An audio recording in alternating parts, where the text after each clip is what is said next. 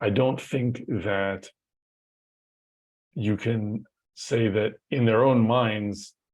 it's entirely about a kind of expediency or else a conscious worship of or dedication to other standards. That always is, part of it. Everyone experiences the pressure of all the eyes of the world being on them. And so I think all leaders in Israel are conscious to some degree of how things look or will be perceived by the Europeans or by the Americans or by whoever else is watching. And it's a natural tendency of all human beings to where possible, try to adapt your position to make it more kind of socially acceptable when you conceive of yourself as belonging to some community. And so there is an international community, and it's hard for anyone to completely ignore what people think. But I also think that at this point, there are strains within Judaism about how to understand the Torah that grew up under a tremendous amount of Christian influence during the last 1,000 years, because Jews were living in Christian Europe for a very long time. And especially in the last several hundred years, during a time when there was this push and pull of figuring out how Judaism fits into a Europe that's secularizing and opening up and giving opportunity to Jews to participate in society, which is still a majority Christian society, but to some degree now doesn't exclude you on the basis of religion.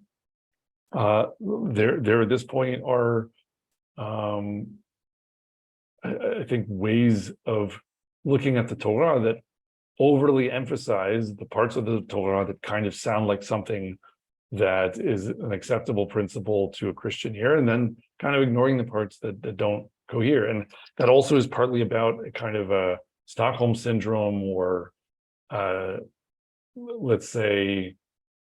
a strange kind of psychological desire to beat one's oppressor at his own game, where certainly in Ashkenazi Jewry, there's a desire to say, look, we're much better Christians than the Christians, like that, conceiving of them as sort of the crusader tormentors, so to speak, because that did happen at some point, that down through the ages, there develops this notion that, well, they say that they idealize the idea of being a lamb to the slaughter,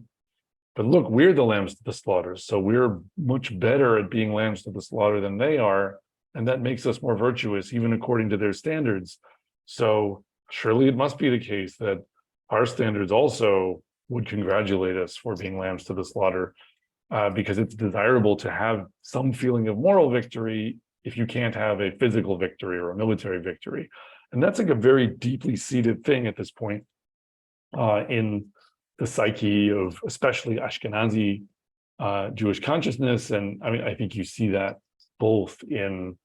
the more secular Ashkenazi Jewish world, but also, in versions of the Torah world as well, where there's this overly simple notion that somehow the point of Torah is just to teach everyone to have an inclination towards chesed, like kindness, an inclination towards peacemaking, and that's on the one hand not wrong to the degree that those are values that come out of aspects of the Torah, but to pretend that the Torah does not also teach us that there are times for war, that there are times for acting in self-defense, etc., that's a delusion. And so, yeah, I do think that when people are standing up and saying Jews acting in a way that is both seemingly unruly and violent has no, there was another quote in the same article from Rav Medan, who's also associated with Yeshivat Har Etzion, that this is not in our language. And it is an oversimplification to say it's not in our language. It's true that lawlessness and violence, unbalanced by other things, that is not Torah either. But to say that Torah is just about this supreme ability to rise above it all and say, okay, you can attack me as much as you want, but I'm still going to approach this calmly and trying to show kindness wherever I can. At a certain point, that becomes perverse in the eyes of the Torah, because there are other considerations in the parasha, of this Shabbat that just ended, in the annual cycle, Parashat Balak. The ending of that is what? It's Pinchas taking a javelin and impaling two people, not after a lengthy legal procedure, but because there was an outrage going on where the people were on the brink of being destroyed by an attempt to draw them all into Avodah Zarah, and an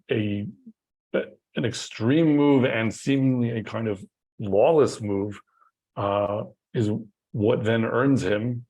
from HaKadosh Baruch Hu at the beginning of Parashat Pinchas, Hashem's Brit Shalom, his covenant of Shalom. And you could say maybe partly that's because Hashem is saying, okay, well, I'm not going to criticize, but let's give you some Shalom to sort of balance you out. Or you could also say that part of the meaning of that is that he earns the Brit Shalom because he's willing to do what is needed to gain Shalom, because really elsewhere, many times in the Torah, what we see is that Shalom is something Hashem gives you when you go out and fight for it. And it's really a condition that's achieved by Am Yisrael when we're chasing our enemies away with a sword, not when we're going around asking people to make peace with us. We would like to encourage our viewers to share these videos with friends and send in your responses. If you would like to obtain Birkon Nusach Eretz Yisrael or invite the rabbi for a speaking engagement, please email us at office@machonshilo.org.